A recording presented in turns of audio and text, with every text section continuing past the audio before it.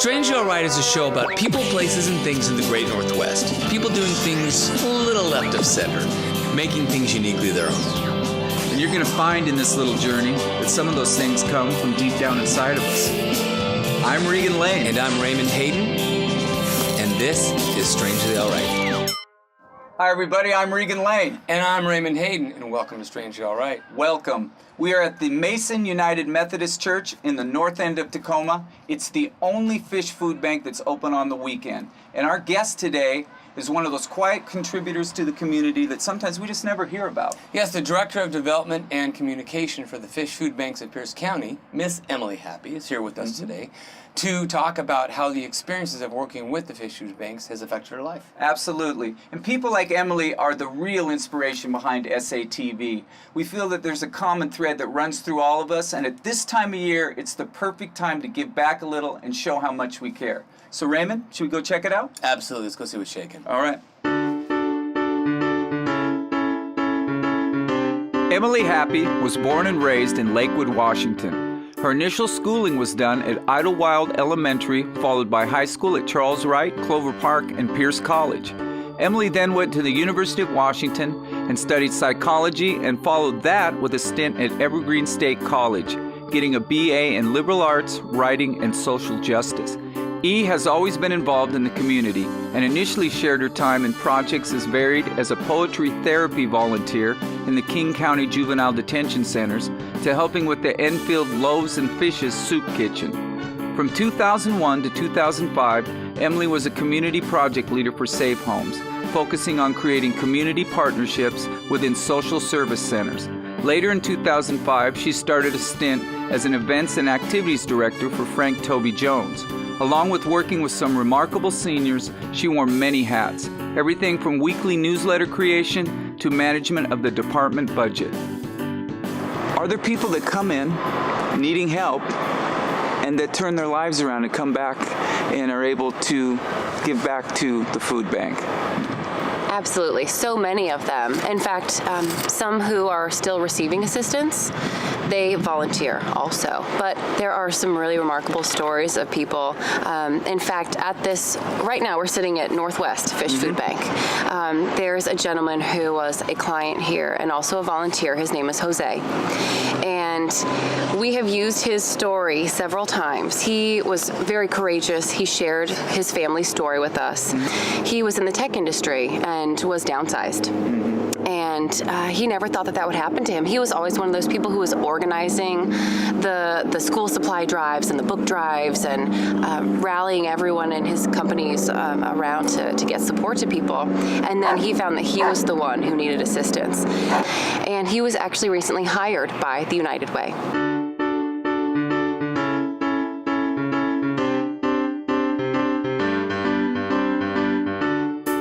Hey guys! Oh. Hey, how's it going? Hey, I heard you guys talking. I had a question for you. What's that? So we always build expectations when we do anything. Have your expectations exceeded themselves, or have they changed? To be honest, I was terrified about being responsible for raising money for an organization the size of Fish that helps so many people.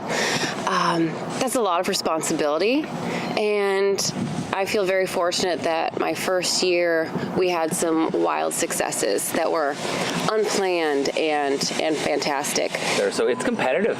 No matter how good of a grant writer you are, you're not guaranteed just because you have a good story, you're going to get it, right? That's so true. And I feel like it's easy to write good things about good programs, so it's not a stretch to write a really fantastic grant proposal for fish food banks, but it is so competitive. And I think people now feel that because we're coming out of the recession, that people don't need food banks. But that's the opposite. We're seeing just as many people as we did before. So we still need all the same help.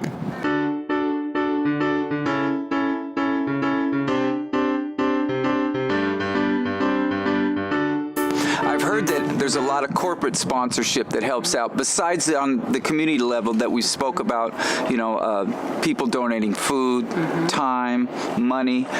What happens on the corporate level? How do you go about that? Well, first, talking about the food, we make 125 stops every single week, picking up donated food from grocery stores, bakeries, you name it. And we're so grateful for all that food that goes then directly on the shelves to help our families in need.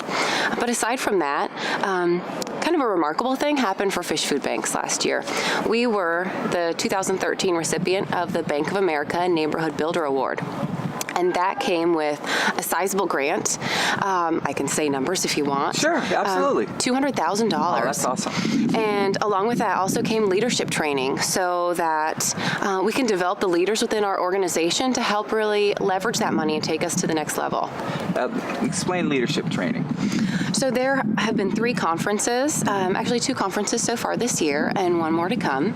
And so the executive director and myself have traveled to different parts of the country to be with all of the other award recipients.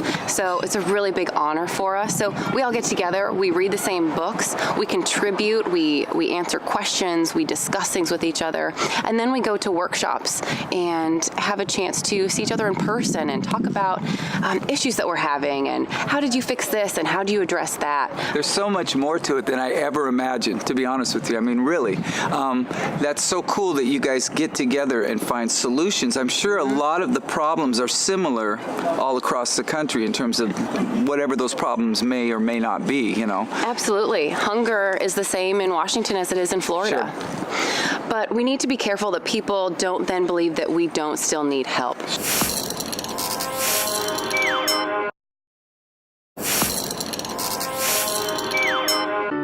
There's been some fun things that have happened here in the food bank that are pretty joyous. So We have fun at the food bank too. This is a place where people can not only come together and share hardships, but also joys and accomplishments. So we have a lot of fun, and the volunteers make it a really positive place to be so that people come in and they can smile instead of feeling bad. And there are children. Those are always some of my favorite stories. There was a little girl and it was her birthday, and she wouldn't have had a birthday gift or a birthday cake. She came in and she was given a cake and a stuffed animal for her birthday. Her mom was in tears because she was so grateful. You should have seen the smile on that little girl's face as she held up that stuffed animal. It was the most beautiful, happy day.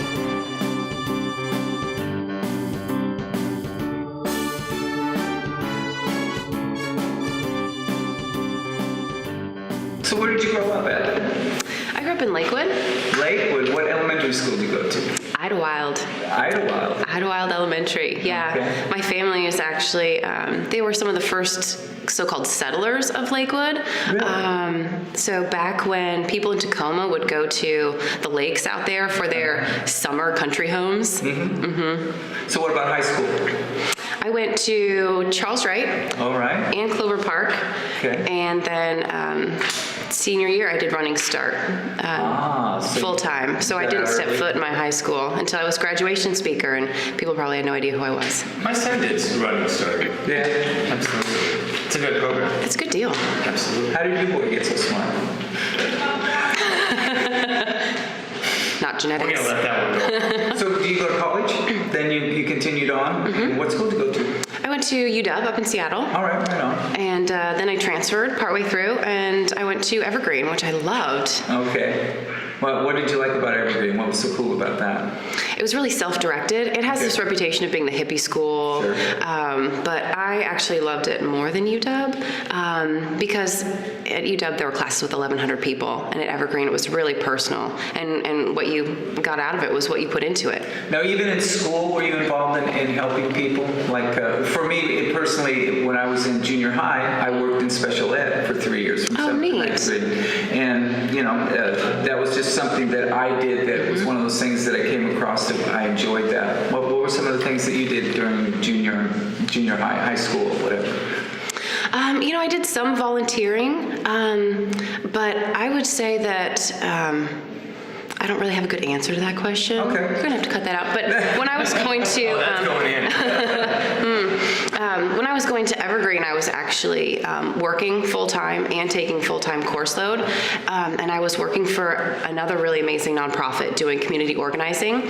So I was working in a little town called Prairie Ridge, which is part of Sumner. It's like this little kind of dead-end community. You have to be going there on purpose. You don't just pass through on accident. But at that time, they had a really bad problem with methamphetamines. So we were helping the community rally around and figure out how to become healthier and safer for all the residents there. And when we first went to lead the community meetings, we were told that we should be wearing flak jackets because our presence had been announced on the little community reader board, and they said that people with rifles were going to be sitting on top of the water tower because they didn't want us there kind of putting their so-called career in jeopardy. Interesting. It's crazy. Well, and that actually is a great segue into what is, doing all this good for the community. I mean, like anything else, it's stressful. Is there any times where there's any, you get chinks in your armor and you question, doing this? Because it's hard giving and you don't always get back. And I'm curious what the answer is, but the second part of that question is, what do you do when that happens to get yourself back up? Interesting. I know that, when I was working with seniors, I loved them. I mean, they're such an undervalued resource in our community. They have such amazing stories. But when you're working with them one-on-one and you're giving and you're giving and you're giving and you're planning everything and all their activities and social good things for them, because I was a senior center director. When you get home, I didn't want to plan anything. I didn't want to do anything. My husband would say, "Oh, what do you want to do this weekend?" I don't know. I don't care. There is a little bit of burnout sometimes, but I would say that, I get such a rewarding feeling from helping people that it sort of edifies me and buoys me up even if I am feeling down. In fact, I really believe that if people are feeling depressed or feeling bad about themselves, go out and help other people. That's the best way to feel better about yourself. Absolutely. That's crazy. Yeah.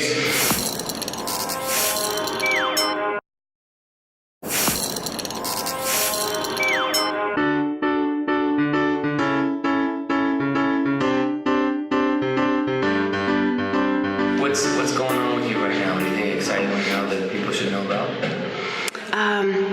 Like the new little baby in your life? That is See how I work at it? I really care. The baby is the best thing in my life. Okay. So 6 months ago, I had a beautiful little girl, and it changes your world, right? As you both know, it changes everything, and it's a little staggering at first, and it's a lot of work. I wouldn't change it for the world. Well, you're giving all the time. I do. Literally. I don't sit a lot. No. You can sit. I can sit now. I'm sitting now. That's nice. The people in need that you come across, you have talked to me a couple times through Facebook, seem to be a huge part of the inspiration for doing this. And you were telling me some stories. As a matter of fact, I had to get through those stories to find out a little bit about you first, because you find these people so inspiring. Go ahead, tell us a couple. Particularly about the food banks, I think there's such a stigma associated with asking for help. And it's a shame. I think everyone needs help sometimes. But there are such amazing people that you come across in the food banks. And they're hardworking families. They're people working multiple jobs to make ends meet. They're your neighbors. They're maybe your family member who's too embarrassed to tell you that they're going to a food bank. You never know who you're going to come across. So I think it's important that people understand it's not just people who are homeless or in totally desperate situations who have to turn to help. And in fact, we actually serve a large percentage of active military families and veterans also, which it's a shame that our community needs to have food banks at all. Ideally, we would love to put ourselves out of business. It would be great if there was no need. But to know that there are people who are willing to give their lives for our country, and then they have to ask for food, it's a big shame. Yeah. Well, and I think a lot of people, believe, kind of like in 2008, 2009, here recently, with the recession, people they don't think it's going to happen to them. They don't think they always look at whether it's welfare or the food banks or whatever. And I don't know about you, Regan, but we had to go to the food banks. I'll spare the details. Did you? We did it. It was hard. It was really hard. My mom had a lot of pride. We're kids. We didn't care. All we wanted to do was eat. Blah, blah. So maybe it might be interesting. Maybe you can spout out some statistics, maybe some recent statistics, just locally here in Pierce County with how the needs have grown. Absolutely. And then maybe carrying that into contributions and all that, because so people who are watching might know why their dollars could be vested with you guys. Sure. So since the economic downturn in 2008, our service has increased 137%. It's staggering. And even though the economy is said to be improving in many sectors, that's not reaching the most vulnerable people in our communities. Most of us, many of us, are one paycheck away from being out on the street, basically. So to feel that we're different from people who go to the food bank, it's not true. Sure. I consider myself lucky. So we, last year in 2013, there were 562,000 client visits to our food banks. And we have 7 food banks located throughout Pierce County, and then the mobile food bank. So well over 500,000 people were served, and 40% of those are children. Yeah, that's a lot of people. We talked about that with food banks. Strange over right there, so you probably heard this, but a lot of people think that the majority of food is needed during the winter and like that. And you made an interesting point at that concert, was that 40% are kids, and during the summer they're not going to school, so they're not being supplied the free or reduced meals, exactly. Right? And aside from that, people are hungry all year. So we're so lucky that we get really wonderful support in the fall and winter months. That's when most of our donations come in, and it makes all the difference. But people are hungry all year. Yeah. And especially during the summer when there are those extra meals to prepare, but not the extra resources to do it.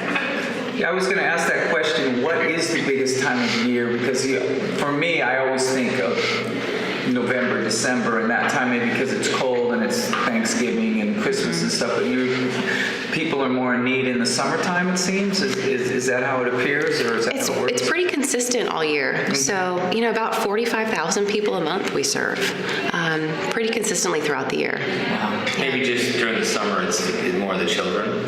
Yes.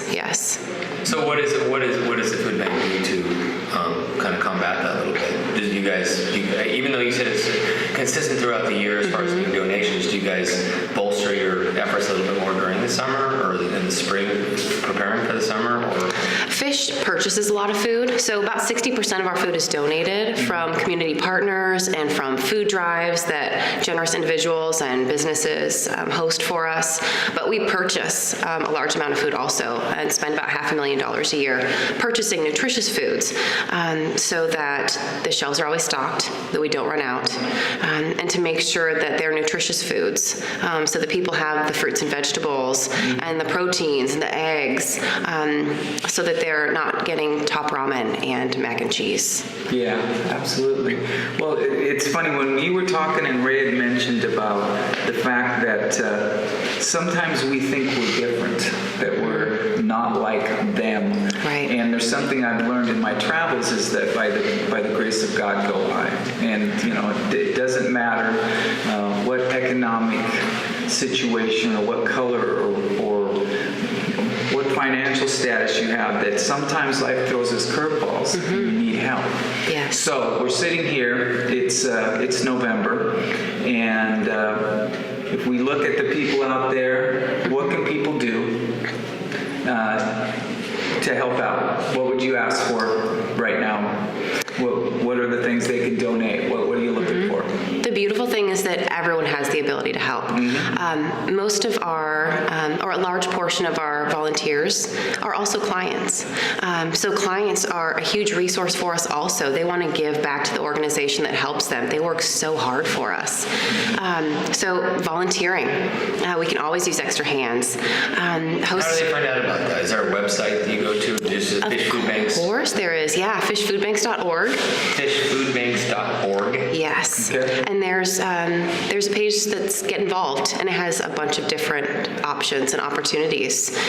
So volunteering is a great one. Hosting a food drive is another, especially if you want to really focus it.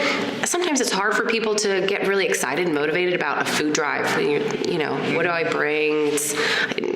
Do I clean up my pantry? So it can be much easier to get people energized about it if it's focused. And another option is baby items. Those are so expensive for families in need to purchase. There are families who literally remove layers of the diaper so that they can try to continue using it for their child. I find that so sad. Sure. And formula, baby food, it's really expensive. So, children don't need to suffer because their families are having a hard time. So, Well, it's interesting, thank you for sharing that. There's something else we might want to bring up, the other statistic about the buying power of the food banks. Yes. There's so many people, when you say everybody can, contribute, everybody can help, but to the $1 versus $7, because $10 can make a difference, right? even $5 can make a difference. $1 makes a difference. I mean, imagine if every person in Pierce County gave $1. That would make a huge difference for our organization.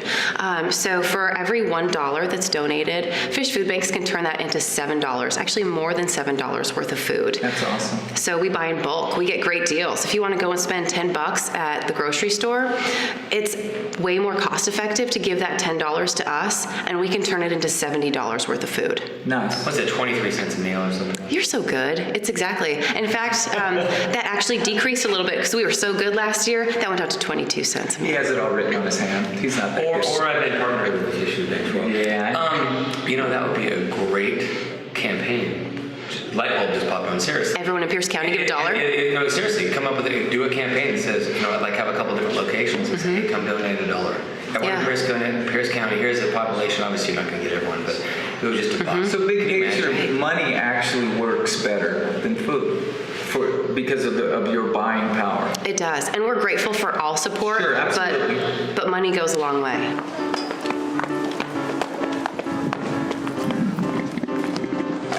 We did it. We did it. It was Thank awesome. you. Thank you so much for showing us around to the Fish Food Banks. Really appreciate it. Thank you, Regan. Great story. So much fun. What do we do? Oh, Hug me. All right, cool. Oh, good to see you, Ray. Appreciate you sharing everything with us. Thank you so much, guys. All right, take See you care. soon. All See you right, soon. bye-bye. Keep doing good stuff. Well, I hope all of you, and you, Raymond, I did. enjoyed Strangely Alright TV today.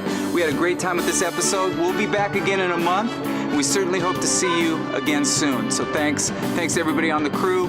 Everybody take care. Peace. You too. You sit back there on your couch. We'll see you next time. All right, Raymond. See you, Reagan. All right. Ray. What?